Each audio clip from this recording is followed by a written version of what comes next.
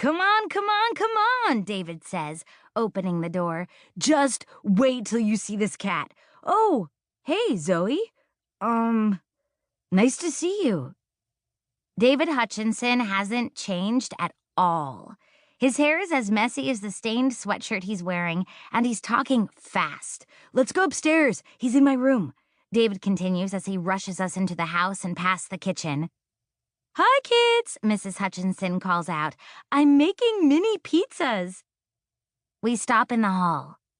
Mrs. Hutchinson has drinks and paper plates lined up on the kitchen counter.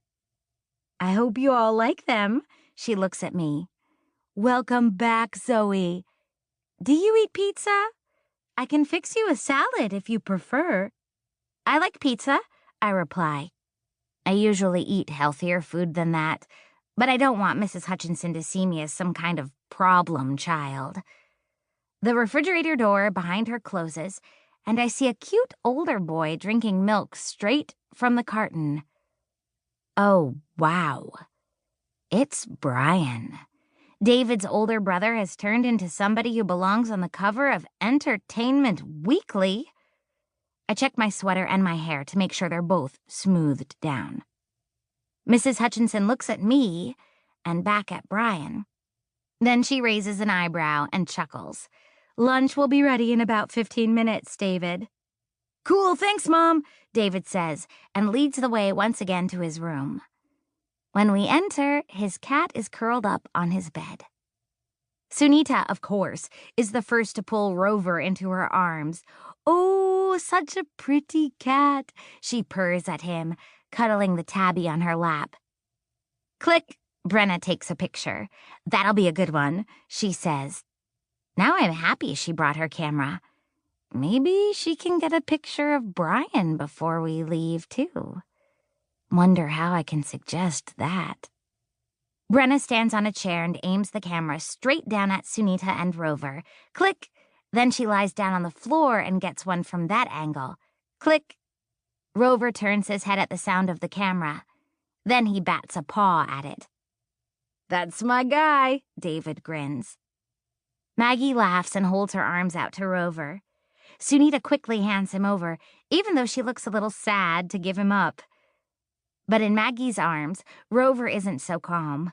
He twists to get free. Okay, little boy, you can explore, Maggie says. She sets Rover on the floor, and Brenna takes another shot. Rover's on his hind legs now with his front paws on Brenna's camera. He is so cute. Click! That's going to be your close-up, Rover, Brenna says. Maggie, Sunita, and I sit down on the floor. Josh and Jules stay standing by the door. They still seem a little shy around the group, or at least Jules does. Brenna keeps moving all over the place to get her pictures. David belly flops on his bed and clucks his tongue at Rover. Okay, now watch this, David says, pulling a toothbrush out of his sweatshirt pocket. Sit! Rover sees it and sits. Sits! Like a dog, waiting for a treat. Man, David says, Rover's the craziest cat ever. Check this out. He tosses the toothbrush over his head toward his closet door. Rover takes off running. Once he reaches the toothbrush, he scoops it up in his mouth and brings it right back to David. We all applaud. David hoots like he's at a basketball game. Rover darts around David and jumps back on the bed. Fantastic, Sunita says. David nods.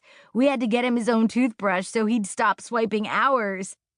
What a crazy cat, Maggie beams. Oh, before I forget, Gran sent you this toothbrush.